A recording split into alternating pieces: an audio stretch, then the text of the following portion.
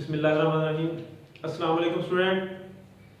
आज हमने question number 2 करना है, एक्सरसाइज 3.2 इंटीग्रेशन। तो उसके लिए पहले कुछ फार्मूले आपको बताना चाहता हूँ। तो फार्मूले ये हैं हमारे पास 6 ट्रिग्नोमेट्रिक फंक्शन जो हैं हमारे 6 ट्रिग्नोमेट्रिक फंक्शन, उनके डेरिवेटिव के फार्मूले आपने याद कर लिए हैं। अब हम उनके इंटीग्रेशन के फार्मूले देखते हैं कि वो कैसे हैं। अब देखिए जी, integration of sin x dx is equal to minus cos x dx, minus cos x plus c। यानी जब हम डेरिवेटिव लेते थे sin का तो वो cos था, लेकिन जब हम sin की इंटीग्रेशन लेंगे तो माइनस cos होगी। ठीक है, और cos की इंटीग्रेशन जो होगी हमारे पास वो sin x प्लस c, और tan की minus log of cos x plus c, और cot की log of sin x plus c, और secant की इंटीग्रेशन जो होगी हमारे पास log of secant x plus tan x plus c, और cosecant की इसी तरह log of cosecant x minus cot x plus c। और एक और फार्मूला कि हमारे पास e की पावर x dx की इंटीग्रेशन e की पावर x ही होती है प्लस c। क्यों? क्योंकि हमारे पास डेरिवेटिव भी एक एक्सपोनेंशियल फंक्शन का वो सेम होता है, तो इसलिए इंटीग्रेशन भी सेम होगी, कोई फर्क नहीं आएगा। लेकिन इसमें एक बात का ख्याल रखना है कि अगर आपके पास इंटीग्रेशन में e की पावर ax dx वगैरह हो तो आप क्या करेंगे, फंक्शन तो यही आएगा e की पावर ax, लेकिन आप देखेंगे x के साथ जो भी वैल्यू है उसको आप नीचे लिख देंगे। क्योंकि डेरिवेटिव में क्या करते थे, x की पावर का e की पावर जो ax है उसका हम फर्दर डेरिवेटिव लेते थे, तो वो हम जो भी डेरिवेटिव आता था वो साथ लिखते थे। इसमें अब जो भी डेरिवेटिव बनेगा a x का डेरिवेटिव a बनेगा तो उसको हम नीचे लिखेंगे, तो ये याद रखना है आपने। तो ये एक्सपेंशन का इंटीग्रेशन जो है वो एक्सपेंशन ही होती है। इसी तरह हमारे पास secant स्क्वायर x dx की इंटीग्रेशन tan of x होती है, क्योंकि tan का डेरिवेटिव secant स्क्वायर होता है। इसी तरह cosecant स्क्वायर x dx है, उसकी integration minus cot x plus c होगी। तो ये कुछ फार्मूले ट्रिग्नोमेट्री के फार्मूले हैं। ये फार्मूले आपकी बुक के 3.1 एक्सरसाइज से पीछे जो पेज है उस पे सारे के सारे तरतीब से लिखे हुए हैं। ठीक है जी, तो अब एक्सरसाइज स्टार्ट करते हैं। क्वेश्चन मैंने पहले ही किए हुए हैं, सिर्फ आपको समझा देते हैं ताकि आप लोगों का टाइम ज़ाया ना हो। क्वेश्चन नंबर 2 का मैं पार्ट नंबर 3 करा रहा हूँ। फर्स्ट पार्ट और थर्ड पार्ट सेम है, तो मैं आपको थर्ड पार्ट करा रहा हूँ। तो थर्ड पार्ट में क्या है कि हमारे पास integration x plus a square root plus square root x, इसकी हमने इंटीग्रेशन लेनी है। अब आप देख रहे हैं कि ये हमारे पास फंक्शन अलजेब्रिक फंक्शन है, लेकिन आप ये भी है कि कोई फार्मूला नहीं है। जो इंटीग्रेशन के हमने फार्मूले अब तक पढ़ लिए हैं, पावर रूल या इनमें से कोई, तो कोई फार्मूला नहीं है। हम क्या करें, तो हम क्या करेंगे, पहले इसे करेंगे सिंप्लीफाई। ठीक है, सिंप्लीफाई करने के लिए हम इसे कर देंगे पहले रैशनलाइज। रैशनलाइज के लिए क्या करेंगे, ये जो वैल्यू होती है इसका साइन चेंज कर देते हैं, मल्टीप्लाई भी करते हैं और डिवाइड भी करते हैं। रैशनलाइज कॉन्जुगेट से मल्टीप्लाई भी और डिवाइड भी कर दिया हमने। तो ये मल्टीप्लाई डिवाइड करने के बाद ये 1 से मल्टीप्लाई होगा, ऐसे आ जाएगी value x plus a square root minus square root x 1 से मल्टीप्लाई होगी, ऐसे आ गई। नीचे जो हमारे पास है x plus a plus square root x और x plus a square root minus square root x, तो a प्लस b और a माइनस b का फार्मूला बन जाएगा यहाँ पे। यानी हमारे पास a प्लस b और a माइनस b जो है वो a square minus b square के इक्वल होता है, तो ये फार्मूला बन जाएगा।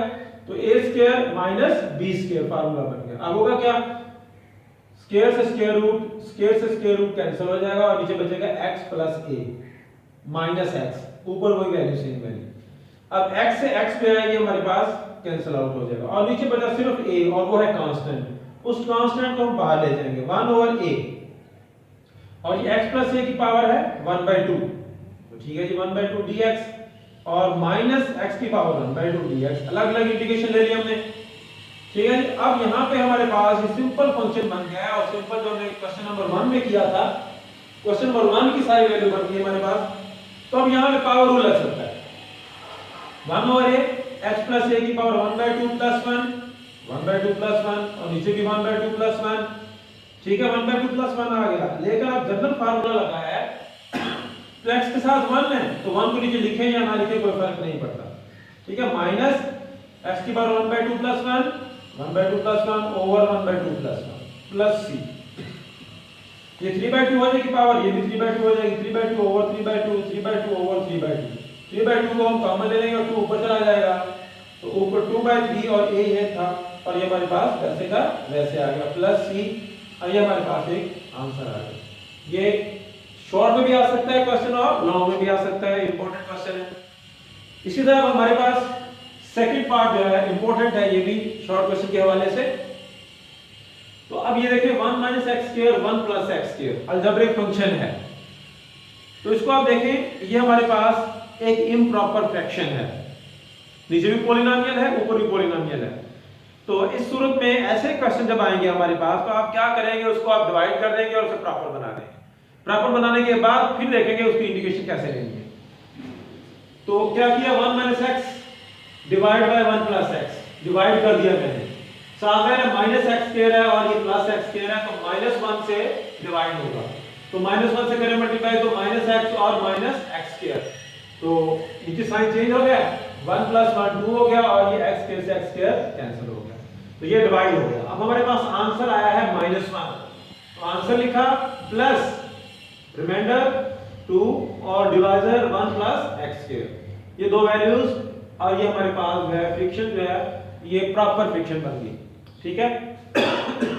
अब -1 की जो है हमने अलग इंटीग्रेशन ले ली, +2 और 1/1 + x² की अलग इंटीग्रेशन ले ली, ठीक है जी। -1 मैंने बताया था आपको कि कांस्टेंट है, कांस्टेंट के साथ वेरिएबल आ जाएगा, -1 की इंटीग्रेशन -x हो गई, +2 ये वाला 2 कांस्टेंट है बाहर चला गया, और इंटीग्रेशन 1/1 + x², तो इंटीग्रेशन आ गई इसकी tan इनवर्स x + c। क्यों tan इनवर्स x आया, हमें पता है कि डेरिवेटिव जब हम लेते हैं d/dx tan इनवर्स x का वो होता है 1/1 + x², जब हम इसकी इंटीग्रेशन लेंगे तो वापस tan इनवर्स आना चाहिए, क्योंकि रिवर्स प्रोसेस है, इंटीग्रेशन डेरिवेटिव का रिवर्स प्रोसेस है। तो इस वजह से जब हमारे पास, आपने देखना होगा कि जब इंटीग्रेशन लेते होंगे तो आपने देखना होगा कि क्या कोई ऐसा फंक्शन तो नहीं है जिसका डेरिवेटिव एग्जिस्ट करता हो, जिसका डेरिवेटिव था, ये डेरिवेटिव लेने से ये वाली वैल्यू आई थी। तो अब हम करेंगे क्या, जब ऐसी वैल्यू होगी तो हम उसका वही फंक्शन लिख देंगे जिसका डेरिवेटिव लेने से ये फंक्शन आता है। तो अब आप देखें ना, tan इनवर्स का डेरिवेटिव लेने से 1/1 + x² आता है, तो 1/1 + x² की जब इंटीग्रेशन लेंगे तो हमारे पास tan इनवर्स x बनेगी, रिवर्स प्रोसेस है, तो हमारे पास tan इनवर्स x इसकी इंटीग्रेशन बन गई, ठीक है जी। ये सीरीज है। इसके बाद हमारे पास क्वेश्चन है एक्सपोनेंशियल फंक्शन का। तो एक्सपोनेंशियल फंक्शन का फार्मूला हमने देख लिया कि e⁻x dx e⁻x + c, और अगर x के साथ कोई वैल्यू होगी तो वो नीचे आ जाएगी। तो ये सिंपल फार्मूला है, ये जनरल फार्मूला है। तो अब 1 + e⁻x ओवर e⁻x, और इसका है क्यूब, तो हम क्या करेंगे, पहले क्यूब को ओपन करेंगे, पहले पावर को ओपन करेंगे। तो पावर को ओपन कर दिया मैंने, a³ + b³ + 3a² b + 3a और b², ठीक है, और e⁻x नीचे वैसे का वैसे। अब हमने क्या किया है कि e⁻x को हर टर्म के नीचे अलग-अलग डिवाइड कर दिया है, 1/e⁻x, e⁻3x over e⁻x plus 3e⁻x over e⁻x और प्लस 3e⁻2x ओवर e⁻x। तो ये e⁻x ऊपर चली जाएगी पावर और माइनस हो जाएगी, ये e⁻x 2 में 3 में से एक निकलेगा तो 2 रह जाएगा, और e⁻x से e⁻x कैंसिल हो जाएगा, सिर्फ 3 रह जाएगा, और e⁻2x से e⁻x जब माइनस होगा तो सिर्फ e⁻x रह जाएगा, और 3 साथ वैसे। तो अब फंक्शन के अलग-अलग इंटीग्रेशन भी कर दिया हमने, तो अब ये फार्मूला अप्लाई कर देना।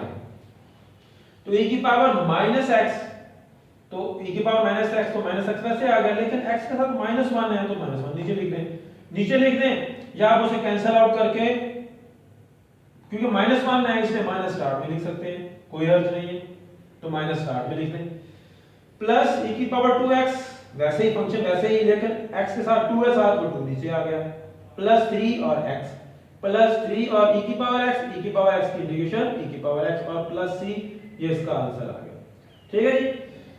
इसी तरह हमारे पास एक इंपॉर्टेंट क्वेश्चन है नेक्स्ट, जो है वो sin a + bx dx। sin का फार्मूला होता है integration of sin x dx -cos x + c। अब sin की इंटीग्रेशन तो होगी -cos a + bx, क्योंकि x के साथ अब a + b है, ठीक है।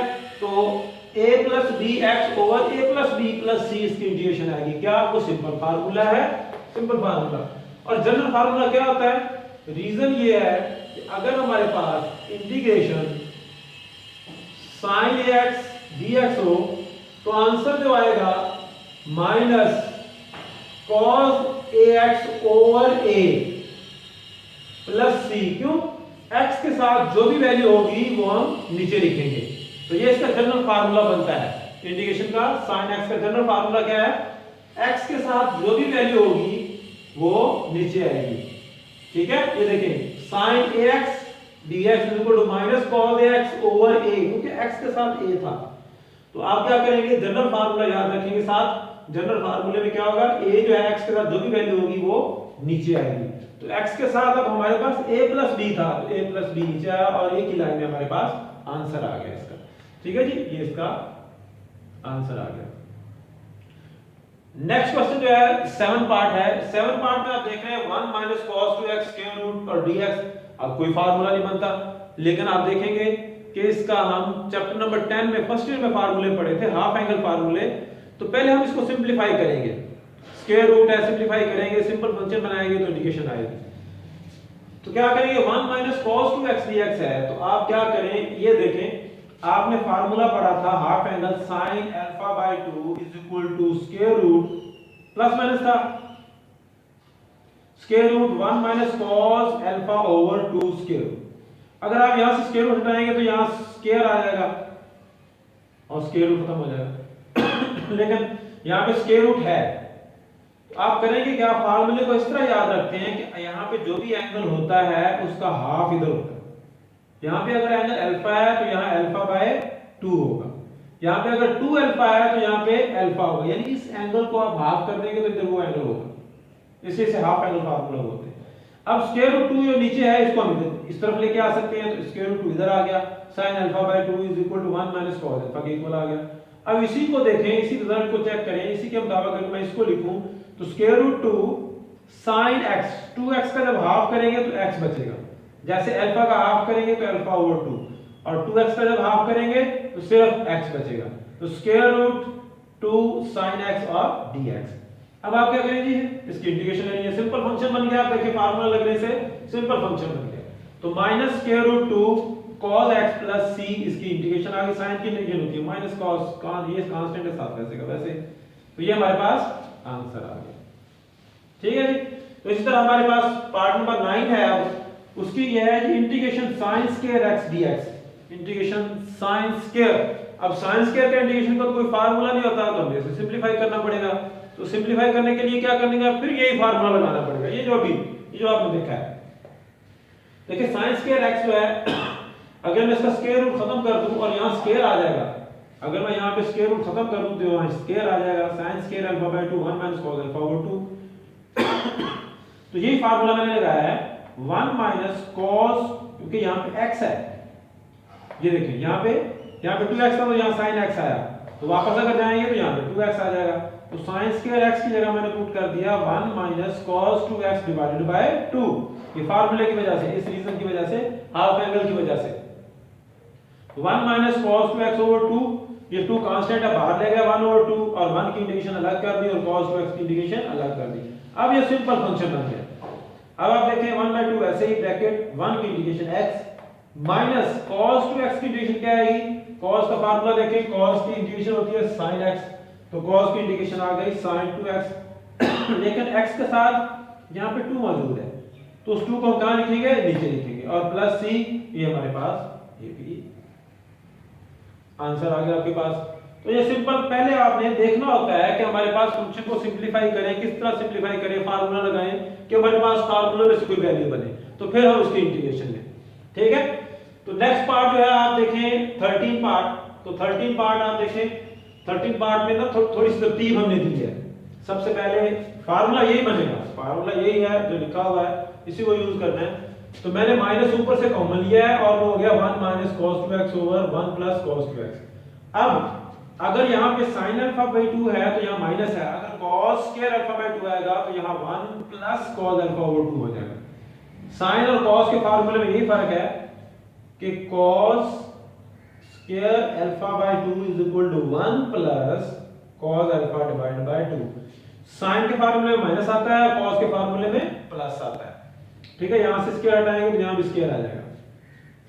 तो 1 माइनस cos अल्फा तो ऊपर बन रहा है साइन का फार्मूला, तो बन जाएगा 2, ये वाला 2 जो है इधर आके मल्टीप्लाई हो जाएगा 2 sin स्क्वायर x नीचे 1 प्लस, तो ये हमारे पास हो जाएगा 2 cos square x।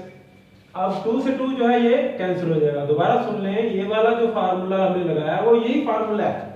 1 minus cos की जगह हम पुट कर सकते हैं 2, इधर आके मल्टीप्लाई हो जाएगा, स्क्वायर लेने से स्क्वायर रूट खत्म हो जाएगा। तो 2 sin स्क्वायर अल्फा इसकी जगह, और इसकी जगह 2 cos स्क्वायर अल्फा, यानी cos स्क्वायर x और sin स्क्वायर x। 2 से 2 कैंसिल, हमारे पास sin square x over cos square x tan square x के इक्वल होता है, माइनस इंटीग्रेशन माइनस ये वाला। अब tan स्क्वायर x जो है हमने पढ़ा है फार्मूला फर्स्ट ईयर 9 चैप्टर में, secant square x is equal to 1 plus tan square x। तो tan की वैल्यू पुट कर देंगे secant स्क्वायर x माइनस 1, तो माइनस बाहर ये वैसे का वैसे। अब secant स्क्वायर, अब देखा secant स्क्वायर की इंटीग्रेशन होती है tan x, तो secant स्क्वायर की इंटीग्रेशन आ गई ये माइनस, और ये secant स्क्वायर की इंटीग्रेशन आ गई tan x, और माइनस माइनस माइनस प्लस हो जाएगा, और 1 की इंटीग्रेशन हो जाएगी x प्लस c, तो ये हमारे पास आंसर आ गया। अब जिस तरह ये क्वेश्चन है, इसी तरह इसका लास्ट पार्ट है 14 पार्ट, वो है tan स्क्वायर x। और देखिए यहां से आप स्टार्ट कर देंगे, ये 2 स्टेप के क्वेश्चन वो खत्म हो जाएगा, लास्ट पार्ट भी इसी तरह आप लोग करेंगे। तो ये तो थी हमारे पास एक्सरसाइज 3.2, जिसमें से ज्यादा चांस होता है कि क्वेश्चन शॉर्ट क्वेश्चन आने के ज्यादा चांस होते हैं, और कम से कम एक तो जरूर आता है या 2 शॉर्ट क्वेश्चन हमारे पास जरूर आते हैं इस एक्सरसाइज से बोर्ड के पेपर में। ठीक है, तो फार्मूले मेन फार्मूले हैं जो आप लोगों ने याद रखने हैं, और साथ आप लोगों ने डेरिवेटिव के फार्मूले भी याद कर लेने हैं, क्योंकि नेक्स्ट एक्सरसाइज जब स्टार्ट करेंगे तो उसमें डेरिवेटिव के फार्मूले आपके ज़हन में लाजमी होने चाहिए। जब डेरिवेटिव के फार्मूले ज़हन में होंगे तो आप लोगों को इंटीग्रेशन की समझ आएगी।